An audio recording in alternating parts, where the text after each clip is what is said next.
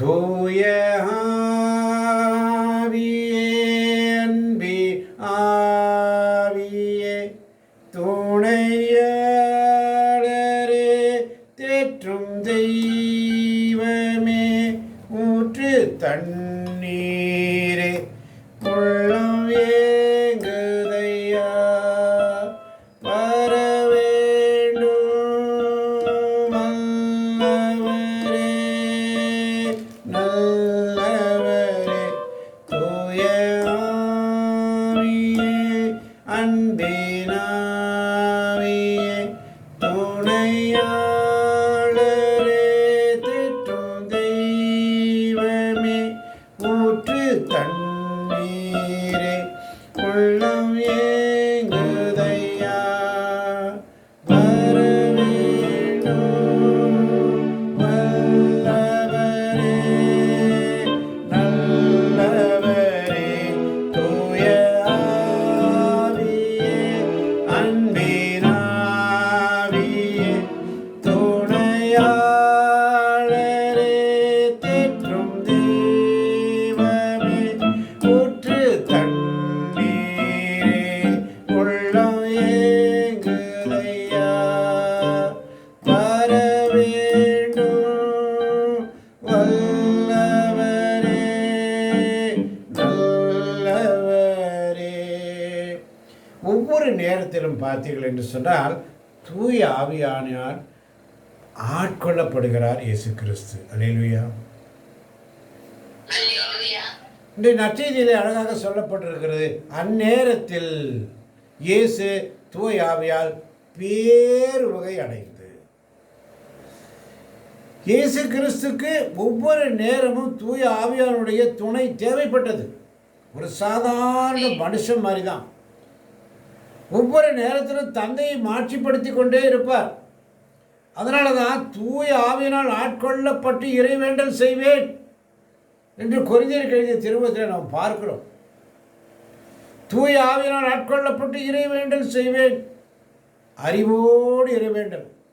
இப்போ இயேசு கிறிஸ்து இந்த வாழ்க்கையில் அவருடைய காலத்திலே அனைத்தையும் அவர் செய்து காட்டினார். அதை தான் தூய பவுல் கொரிந்தியருக்கு எழுதிய திருமுகத்திலே இந்நிலையில் நான் செய்ய வேண்டியது என்ன. அல்லேலூயா. இந்நிலையில் நான் செய்ய வேண்டியது என்ன? அதனாலதான் ஜெபிக்கிறார் பாருங்க. இயேசுடைய ஜெபம் எப்படி என்று சொன்னால், அந்நேரத்தில் இயேசு தூயாவையால் பேருவகை அடைந்து. வாசிக்கலாம் யாராவது ஒருவர் 21, 22 வசனங்கள். அந்நேரத்தில் இயேசு தூய ஆவியால் பேருவகை அடைந்து, தந்தையே, விண்ணுக்கும் மண்ணுக்கும் ஆண்டவரே, உம்மை போற்றுகிறேன். ஏனெனில் ஞானிகளுக்கும் அறிஞர்களுக்கும் இவற்றை மறைத்து குழந்தைகளுக்கு வெளிப்படுத்தினீர். ஆம் தந்தையே, இதுவே உமது திருவுளம் என்றார். ஆமென். ஆமென். அந்நேரத்தில், எந்நேரத்தில் 20ஆம் வசனத்தில் சொல்றார் பாருங்க. அந்த 72 சீடர்களை திரும்பி வரும் பொழுது, தீய ஆவிகள் உங்களுக்கு அடிபடுகிற என்பதை பற்றி மகிழ வேண்டாம், மாறாக உங்கள் பெயர்கள் விண்ணகத்தில் எழுதப்பட்டிருக்கின்றன என்பது பற்றி மகிழுங்கள் என்று ஆண்டவர் சொல்றார் சீடர்களை பார்த்து. அந்த 72 சீடர்கள் அந்த நற்செய்தி அறிவிப்பு தொடக்கத்தில் அந்த 72 பேரும் மகிழ்வுடன் திரும்பி வந்து, ஆண்டவரே, உமது பெயரை சொன்னால் பேய்கள் கூட எங்களுக்கு அடிபடுகின்றன என்று சொல்லுகிறார்கள். அதனால தான் இயேசு அழகாக சொல்கிறார் பாருங்க, பாம்புகளையும் தேள்களை மிதிக்கவும் பகைவரின் வல்லமை அனைத்தையும் வெல்லவும் உங்களுக்கு அதிகாரம் கொடுத்திருக்கிறேன். ஆமென். ஆண்டவர் நமக்கு அதிகாரம் கொடுத்திருக்கிறார். எத்தனை பேர் விசுவசிக்கிறீங்க? அதிகாரத்தோடு துதிக்கும் பொழுது ஒரு அதிகாரம், வாசிக்கும் பொழுது ஒரு அதிகாரம். இந்த அதிகாரத்தை ஆண்டவர் கொடுத்திருக்கிறார். பாம்புகளையும் தேள்களையும் மிதிக்கவும் பகைவரின் வல்லமை அனைத்தையும் வெல்லவும் உங்களுக்கு அதிகாரம் கொடுத்திருக்கேன். உங்களுக்கு எதுவும் தீங்கு விளைவிக்காதே. ஆயினும் தீய ஆவி, 20ஆம் வசனத்தை யாராவது ஒரு வாசிக்கலாம். ஆயினும்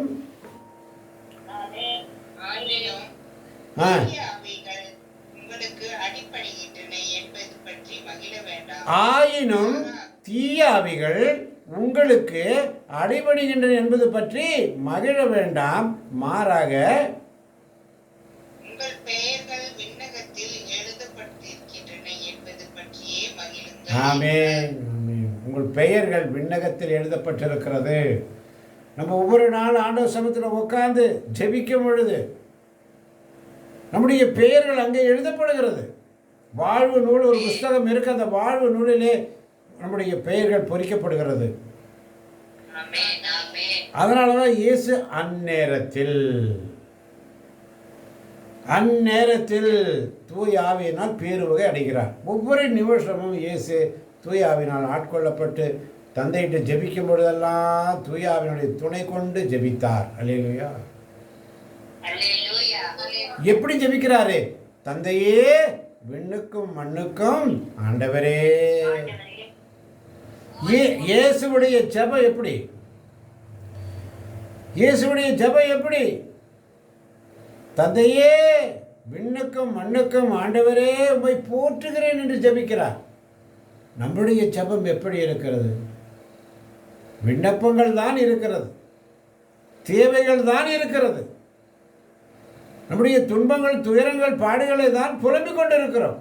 ஆனால் தூய ஆவியினால் ஆட்கொள்ளப்பட்டு இறைவேண்டல் செய்யும் பொழுது தந்தையே, விண்ணுக்கும் மண்ணுக்கும் ஆண்டவரே உம்மை போற்றுகிறேன் என்று சொல்லி ஜெபிக்கிறார்.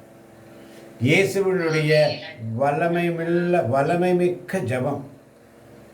நாமும் இயேசுவை போல ஜெபிக்க கற்றுக்கொள்ள வேண்டும். அல்லேலூயா. அல்லேலூயா. அல்லேலூயா. இங்கே பாருங்க, ஞானிகளுக்கும் அறிஞர்களுக்கும் இவற்றை மறைத்து, பெரிய பெரிய பட்டதாரிகள் ஞானிகளுக்கெல்லாம் மறைச்சிட்டு இந்த கூகுள் மீட்டில் ஒன்றுமே தெரியாத உங்களையும் என்னையும் ஆண்டவர் உட்கார வச்சு அழகு போல சொல்லி கொடுக்கிறார். அல்லேலூயா. அல்லேலூயா. இங்கே பெரிய ஞானிகளோ அறிஞர்களோ இல்லை, எல்லாருமே பலவீனர்கள், அறிவற்றவர்கள், அறிவிலிகள் தான் இருக்கிறோம். ஆனால் இவற்றை மறைத்து குழந்தைகளுக்கு வெளிப்படுத்தினார். குழந்தைகள் என்று சொன்னால் நாமெல்லாம் அந்த குழந்தை பருவத்தில் இருக்கிறோம். அதனால தான் கொரிந்தியர் திரும்பத்தில் சொல்லுவார், ரோமியர் திரும்பத்தில் பவுல் சொல்லுவார், நான் உங்களுக்கு திட உணவே அல்ல பாலையே ஊற்றினேன், குழந்தைகளை போல சொல்லி கொடுத்தேன், குழந்தைகளுக்கு சொல்லிக் கொடுக்குற மாதிரி சொல்லி கொடுக்குறேன். அப்போ கூட நம்ம புரிஞ்சிருக்கலையே. அதனால தான் சொல்கிறாரு, குழந்தைகளுக்கு வெளிப்படுத்தினீர் என்று சொன்னால் சாமானிய எளிய மக்களை குறிக்கிறது. அதுதான் குழந்தைகள். அல்லேலூயா. சாதாரண சாமானிய எளிய மக்கள் அவர்கள்தான் தமக்கென வாழ பிறருக்குரிய வாழ வேண்டும் என்று சொல்லி இயேசு அங்கே பேசுகிறார். அல்லேலூயா. தந்தையிடம் இருந்து தாம் பெற்றதை இயேசு இவர்களுக்கு அளிக்கிறார். அல்லேலூயா. இவர்களே இறையாட்சி செய்தியை புரிந்து கொள்ள கூடியவர்கள் என்று நிரூபிக்கிறார். அல்லேலூயா. அதிக ஞானம் உள்ளவர்கள், ஞானம் படைத்தவர்களெல்லாம் கேள்வி கேட்பாங்க, இது அப்படி நடந்ததா, இது இப்படி நடந்ததா, கேள்விகள் கேட்பார்கள். ஆனால் குழந்தைகளை போல இருக்கிறவங்களுக்கு தான் இறையாட்சியை பற்றி சொல்லிக் கொடுக்குறார் ஆண்டவர். அல்லேலூயா. இயேசுடைய பிறப்பிலே பெரிய ராஜாக்கள்லாம் சொல்லப்படவில்லை, பெரிய பெரிய ராஜாங்களுக்கெல்லாம் அறிவிக்கப்படவில்லை. மாறாக இடையர்கள், அறிவற்றவர்கள், ஆடு மாடு மேய்க்கிறவர்களுக்கு தான் முதலில் மீட்பர் பிறந்துள்ளார் என்று வானதூதர் போய் அறிவிக்கிறார். அல்லேலூயா. சாதாரண ஏழை எளிய மக்களுக்கு தான் நற்செய்தி. ஞானிகளுக்கும் அறிஞர்களுக்கும் இவற்றை மறைத்து எளியோருக்கு நற்செய்தி, எளியோருக்கு நற்செய்தி மிக அழகாக சொல்லப்பட்டிருக்கிறது. அதனால தான் இயேசுவின் விருப்பத்திற்கு இணைந்து வாழ்ந்தால் இவருடைய பெயர்கள் விண்ணகத்தில் எழுதப்பட்டிருக்கின்றன. அல்லேலூயா. இயேசுவின் பெயருக்கு இணைந்து, அவருடைய விருப்பத்திற்கு இணைந்து வாழ்வதால் நம்முடைய பெயர்கள் விண்ணகத்தில் எழுதப்பட்டிருக்கின்றன ஆமென் ஆமென் என்பது பற்றியே மகிழுங்கள். ஒவ்வொரு நாளும் நீங்கள் ஆண்டவர் நம்ம அட்டண்டன்ஸ் இங்கே போடுறீங்கன்னா நம்முடைய பேர் அங்கே ரெக்கார்ட் ஆயிரும். ஆமென் ஆமென் ஆமான் பார்த்தவர்களே. அதனால தான் சொல்கிறார் 22ஆம் வசனத்தில், என் தந்தை எல்லாவற்றையும் என்னிடத்தில் ஒப்படைத்திருக்கிறார். தந்தையை தவிர வேறு எவரும் மகனை அறியார். தந்தை யாரென்று மகனுக்கு தெரியும். மகன் யாருக்கு வெளிப்படுத்த விரும்புகிறாரோ அவருக்கும் தெரியும். அல்லேலூயா. வேறு எவரும் தந்தையை அறியார் என்று கூறுகிறார். அப்பதான் 23ஆம் வசனம் சொல்றார் பாருங்க. பின்பு அவர் தம் சீடர் பக்கம் திரும்பி அவரிடம் தனியாக சொல்லிக் கொடுக்கிறார். பொதுவான இடத்துல உவமைகள் வாயிலாக பேசுவார். சீடர்களை தனியாக அழைத்து தனிமையில் அவர்களுக்கு சொல்லிக் கொடுப்பார். அல்லேலூயா. அல்லேலூயா அல்லேலூயா சீடர் பக்கம் திரும்பி 23ஆம் வசனம் வாசிக்கலாமா யாராவது ஒருவர்? லூக்கா 10:23. பின்பு அவர் தம் சீடர் அவர் தம் சீடர் பக்கம் திரும்பி அவர்களிடம் தனியாக, நீங்கள் காண்பவற்றை காணும் வாய்ப்பு பெற்றோர் பேறு பெற்றோர். ஆமென் பின்பு அவர் ஆமென். சீடர் பக்கம் திரும்பி அவர்களிடம் தனியாக, நீங்கள் காண்பவற்றை காணும் வாய்ப்பு பெற்றோர் பேறு பெற்றோர். ஆமென். காண்பவற்றை காணும் வாய்ப்பு உங்களுக்கும் எனக்கும் கொடுக்கப்பட்டிருக்கிறது. சீடத்துவ பணி. அல்லேலூயா. அல்லேலூயா. அல்லேலூயா அதனால தான் லூக்கா நற்செய்தி 10ஆம் அதிகாரத்தில் 27ஆம் வசனம் மிக அழகாக சொல்லுகிறது.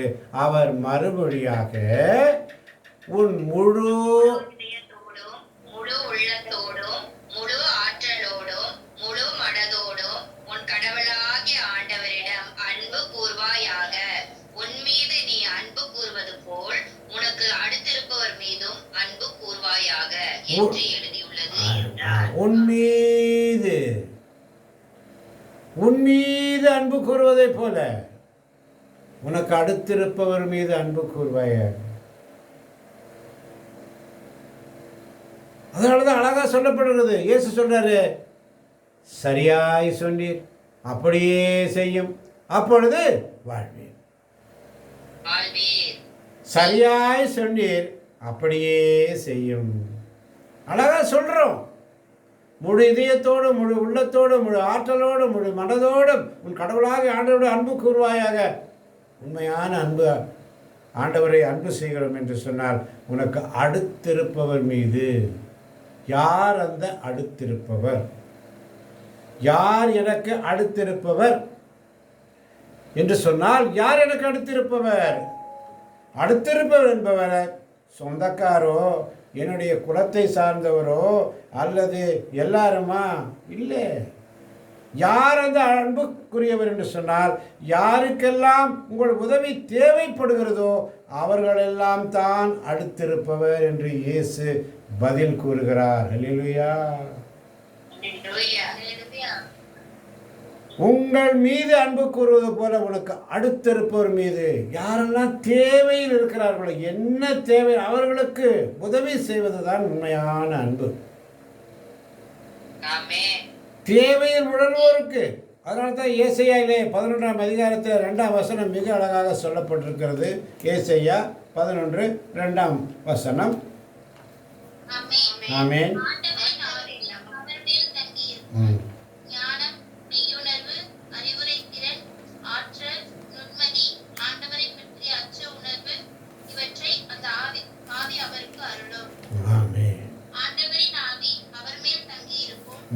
ஞானம், மெய்யுணர்வு, அறிவுரை திறன், ஆற்றல், நுண்மதி, ஆண்டவரை பற்றிய அச்ச உணர்வு, இவற்றை அந்த ஆவி அவருக்கு அருளும். ஆமென். ஆமென். ஆமென். அதை தான் இங்கே தூய ஆவியானவர் இங்கே லூக்கா நற்செய்தி 10ஆம் அதிகாரம் 21 அந்நேரத்தில் இயேசு தூய ஆவியால் பேருவகை அடைந்து. அல்லேலூயா. அல்லேலூயா. இறைவாக்கினர் எசையா சொன்னது இங்கே நிறைவேறுகிறது. தேவ பிள்ளைகளே, ஆமென். ஆண்டவரின் ஆவி அவர் மேல் தங்கியிருக்கும். அவர் மேல் ஆவியானவர் தங்கி இருப்பதனால தான் அவர் பேருவகை அடைகிறார். அதனால தான் ஒவ்வொரு ஆராதனை ஜெப வழிபாட்டிலும் நாம் ஆவியானவரை வரவேற்று அவரை பிடிச்சிக்கணும். அவர்கிட்ட பிடிச்சிட்டோம்னா அழகாக அந்த ஜெப வழிபாடு ஃப்ளோ அழகாக போகும். நீங்கள் அதை பிடிக்காமல் உங்கள் சொந்த இஷ்டமாக செய்யணும் ட்ரை பண்ணிங்கன்னா ஒன்றும் வராது. இல்லையா?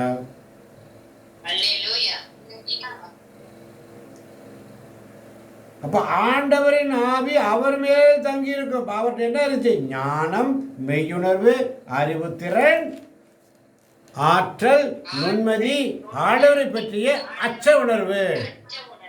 இவற்றை அந்த ஆவி அவருக்கு அருளும், இயேசுவுக்கு. அதனால தான் 3ஆம் வசனம் ஏசாயா 11:3 சொல்லுகிறது, அவரும் ஆண்டவருக்கு அஞ்சி நடப்பதில் மகிழ்ந்திருப்பார். ஆண்டவருக்கு அஞ்சி நடப்பதில் அவர் மகிழ்ந்திருப்பார். இயேசு மகிழ்ந்திருந்தார். அல்லேலூயா. இயேசு எப்படி மகிழ்ந்திருந்தார்? தூயாவினால் பேருவகை அடைந்து, தந்தையே, விண்ணுக்கும் மண்ணுக்கும் ஆண்டவரே உம்மை போற்றுகிறேன் என்று சொல்லு. பார்த்தீங்களா? அப்போ அந்த அறிவு ஆற்றல் இயேசுவுக்கு இருந்தனால தான் ஆண்டவருக்கு அஞ்சி நடப்பதில் அவர் மகிழ்ந்திருப்பார். இயேசு ஆண்டவருக்கு தந்தையாம் கடவுளுக்கு எப்பொழுதுமே அவர்கிட்ட கேட்காம எதுவுமே அவர் செய்ய மாட்டார். அவர் ஆண்டவரை கேட்காம எதுவுமே செய்ய மாட்டார். தந்தையே,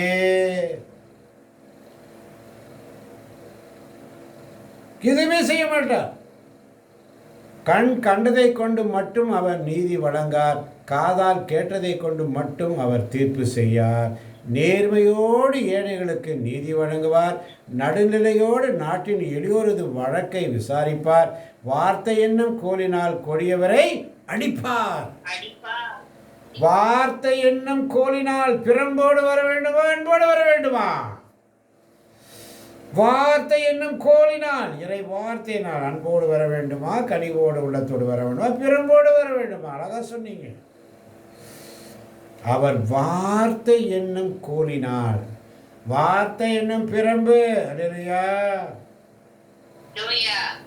கொடியவரை அடிப்பார். உதட்டில் எழும் மூச்சினால் தீயோரை அழிப்பார். அல்லேலூயா. அவருக்கு எப்படின்னு சொன்னா, இயேசுடைய குணாதிசயங்கள் தான் ஏசாயா 11ஆம் அதிகாரத்தில் சொல்லப்பட்டிருக்கிறது.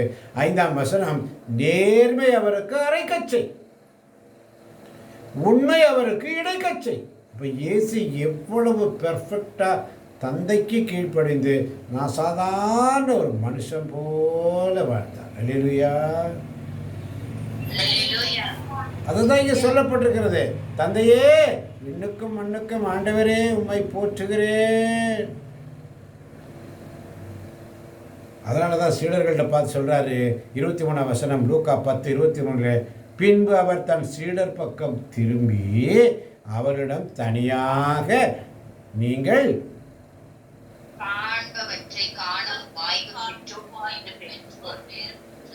காண்பவற்றை காணும் வாய்ப்பு பெற்றோர் பேர் பெற்றோர். ஏனெனில் பல இறைவாக்கினர்களும் அரசர்களும் நீங்கள் காண்பவற்றை காண விரும்பினார்கள், ஆனால் அவர்கள் காணவில்லை. நீங்கள் கேட்பவற்றை கேட்க விரும்பினார்கள், ஆனால் அவர்கள் கேட்கவில்லை என நான் உங்களுக்கு சொல்லுகிறேன் என்று சொல்லுகிறார். அல்லேலூயா. இந்த வாய்ப்பை இந்த கூகுள் மீட் வழியாக ஆவியானவர் ஒவ்வொரு நாளும் நமக்கு ஒவ்வொரு நாள் நமக்கு கற்றுக் கொடுக்கிறார். எப்படி? நீங்கள் காண்பவற்றை காண விரும்பினார்கள், ஆனால் அவர்கள் காணவில்லை. உங்களுக்கு அந்த பாக்கியம். அல்லேலூயா. கேட்பவற்றை கேட்க விரும்பினார்கள், ஆனால் அவர்கள் கேட்கவில்லை. ஆனால் நமக்கோ இறைவார்த்தை கேட்கக்கூடிய ஒரு வாய்ப்பு. அப்ப இந்த வாய்ப்பு நமக்கு கொடுக்கப்பட்டிருக்கிறது. எனவே இதை நாம் எப்படி பயன்படுத்தணும்? முழு இதயத்தோடும், முழு உள்ளத்தோடும், முழு ஆற்றலோடும், முழு மனதோடும் உன் கடவுளாகிய ஆண்டவரை அன்பு கூர்வாயாக. இயேசு தந்தையாம் கடவுளை அன்பு கூர்ந்தார். தூயாவியால் பேருவகை அடைந்து, தந்தையே விண்ணுக்கும் மண்ணுக்கும் ஆண்டவரே உம்மை போற்றுகிறேன் என்று சொல்லி வாழ்த்தினார். அதுபோல முழு இதயத்தோடும் முழு உள்ளத்தோடும் முழு ஆற்றலோடும் முழு மனதோடும் உன் கடவுளாகிய ஆண்டவரிடம் அன்பு கூர்வாயாக. உன் மீது அன்பு கூறுவது போல உனக்கு அடுத்திருப்பவர் மீதும் அன்பு கூர்வாய. யார் அந்த அடுத்திருப்பவர் என்று சொன்னால், யாருக்கெல்லாம் உங்கள் உதவி தேவைப்படுகிறதோ அவர்கள்தான் அந்த அடுத்திருப்பவர்கள். இன்னைக்கு நம்ம என்ன செய்கிறோம்? என் சொந்தக்காரு, என் மகன், என் மகன், என் வீடு, என் மருமக, என் சொந்தம், என் பந்தம், இதுதான் நம்ம நினச்சிருக்கோம். தவிர அந்த அயலான் யார் அந்த அடுத்திருப்பவர், மற்றவருடைய தேவைகளை அறிந்து அவர்களுக்கு உதவி செய்கின்ற மனப்பக்குவம் நமக்கு வேண்டும் என்று இயேசு கிறிஸ்து இங்கே தெளிவாக சொல்லுகிறார். நன்றாய் சொன்னீர். அல்லேலூயா. அவனை பார்த்து சரியாய் சொன்னீர், அப்படியே செய்யும், அப்பொழுது வாழ்வீர். அல்லேலூயா. அதனால தான் கேட்குறாரு பாருங்க, 29ஆம் வசனத்தில், அவர் தம்மை நேர்மையாளர் என காட்ட விரும்பி எனக்கு அடுத்திருப்பவர் யார் என்று இயேசுவிடம் கேட்டார். அப்போ அதற்கு அவர் மறுமொழியாக கூறிய உவமை ஒரு உவமையாக சொல்லுகிறார். அங்கே என்ன சொல்லுகிறார்? வாசிக்கலாம் 30-31. அதற்கு அவர் மறுமொழியாக கூறிய உவமை, ஒருவர் எருசலேமில் இருந்து எரிகோவுக்கு போகும்போது கள்வர் கையில் அகப்பட்டார். அவருடைய ஆடைகளை அவர்கள் உரித்துக் கொண்டு அவரை அடித்து குற்றுயிராக விட்டு போனார்கள். குரு ஒருவர் தற்செயலாக அப்படியே வந்தார். அவர் அவரை கண்டதும் மறுபக்கமாக விலகி சென்றார். அவ்வாறே லேவியர் ஒருவரும் அவ்விடத்திற்கு வந்து அவரை கண்டதும் மறுபக்கமாய் விலகி சென்றார். ஆனால் அவ்வழியே பயணம் செய்து கொண்டிருந்த சமாரியர் ஒருவர் அருகில் வந்து அவரை கண்டபோது அவர் மீது பரிவு கொண்டார்.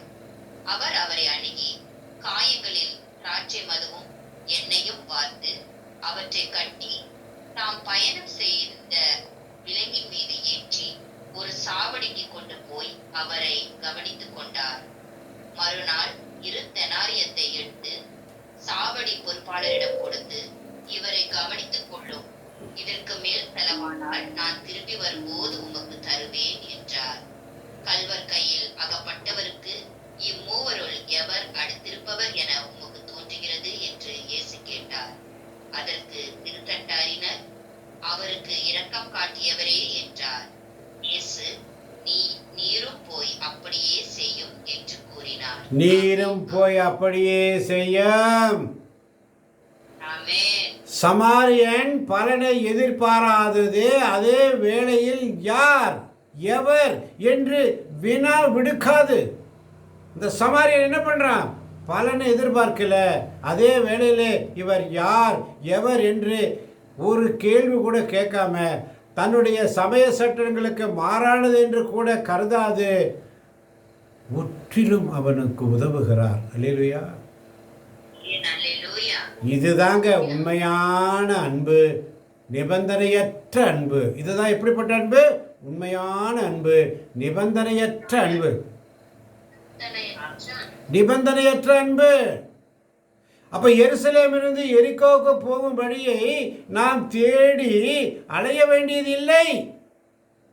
நம்மை சுற்றியுள்ள மருத்துவ நிலையங்கள், அனாதை இல்லங்கள், முதியோர் இல்லங்கள், தொழுநோயாளர் அகங்கள், ஊனமுற்றோர் உறவினர்கள் முதலில் எல்லாம் எரிகோவுக்கு போகும் வழிகள் போலதான் இருக்கிறது.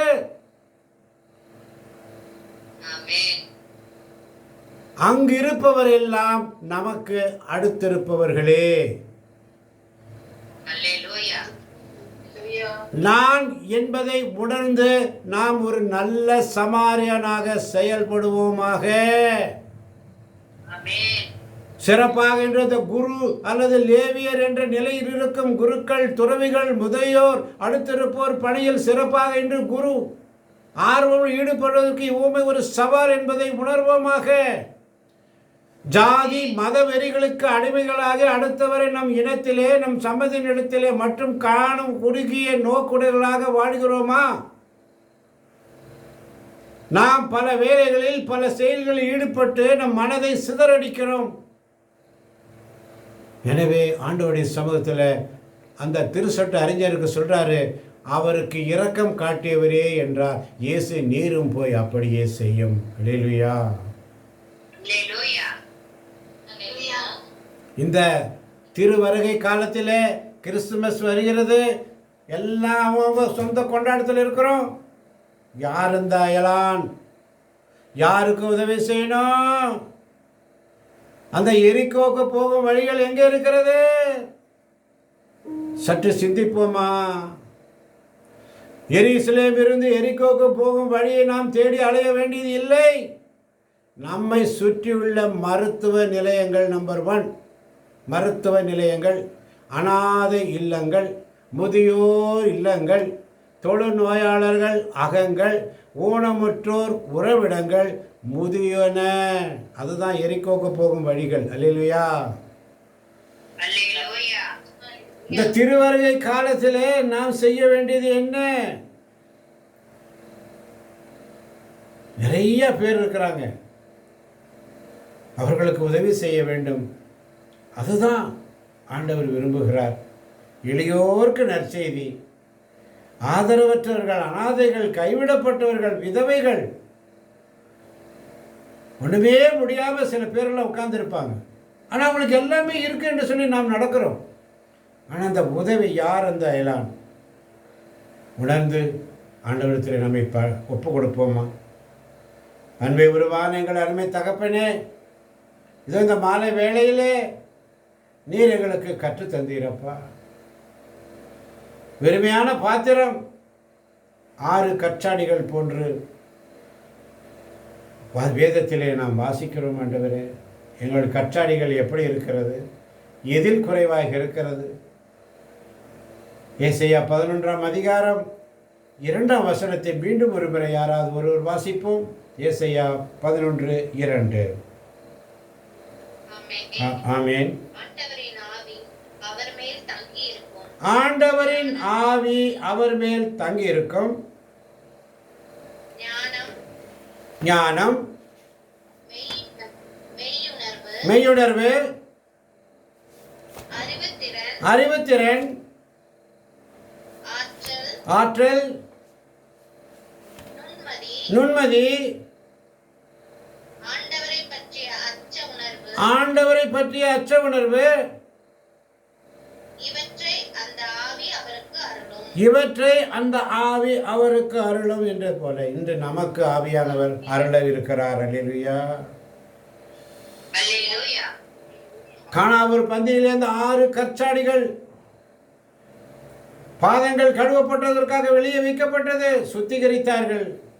அந்த 6 கற்சாடிகள் தான் இந்த 6 ஆவிக்குரிய காரியங்கள். அல்லேலூயா.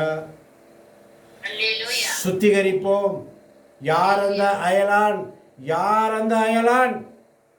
நமக்கு அடுத்திருப்பவர் யார்? அந்த அடுத்திருப்பவர் முழு உள்ளத்தோடும் முழு ஆன்மாவோடும் உன் அயலானை நீ நம்பி நேசிக்க வேண்டாமா என்பதை உணர்ந்தவர்களாக, அப்பா பிதாவே, இந்த அருமையான மாலை பொழுதினிலே நீர் எங்களோடு பேசி இந்த வார்த்தை வசனங்களுக்கு தந்த கிருபைக்காய் உமக்கு நன்றி செலுத்துகிறோம். உம்மை வாழ்த்துகிறோம், உம்மை ஆராதிக்கிறோம், உமக்கு நன்றி கூறுகிறோம். அப்பா, இயேசு பேரு வகை அடைந்து தூயாவினால் ஆட்கொள்ளப்பட்டு, தந்தையே, விண்ணுக்கும் மண்ணுக்கும் ஆண்டவரே உம்மை போற்றுகிறோம் என்று சொல்லி இயேசு சுதித்ததைப் போல நாங்களும் இறைவனை ஆராதிக்கிற பிள்ளைகளாக, அவரை சுதிக்கிற பிள்ளைகளாக, ஸ்தோத்திரப்பலி எடுக்கிற பிள்ளைகளாக, நன்றி சொல்லுகிற பிள்ளைகளாக ஒவ்வொரு நாளும் நீர் எங்களை மாற்றிக்கொண்டு வருகிறீரே, உமக்கு நன்றி ராஜா. நன்றியோடு சுதிக்கிறோம். இதை கேட்கப் போகின்ற யூடியூப் வழியாக கேட்கப் போகின்ற ஒவ்வொரு பிள்ளைகளையும் தேவன் தாமே ஆசீர்வதிப்பாராக, பலப்படுத்துவராக. இயேசுவின் நாமத்தில் பிதாவே, ஆமேன், ஆமேன், ஆமேன். ஆண்டவர் உங்களோடு இருப்பாராக. ஆண்டவரே இரக்கமாயிரும். கிறிஸ்துவே இரக்கமாயிரும். எல்லாம் வல்ல இறைவன் தந்தை மகன் தூய ஆவி நம் ஒவ்வொருவரின் உள்ளங்களையும் இல்லங்களையும் பிள்ளைகளையும் பிள்ளைகளின் பிள்ளைகளையும் நிறைவாக ஆசீர்வதிப்பாராக. ஆண்டவர் தருகின்ற சமாதானத்தை ஒருவருக்கு ஒரு அன்போடு பகிர்ந்து கொள்வோம். அனைவருக்கும் கிறிஸ்துவின் சமாதானம் உண்டாவதாக.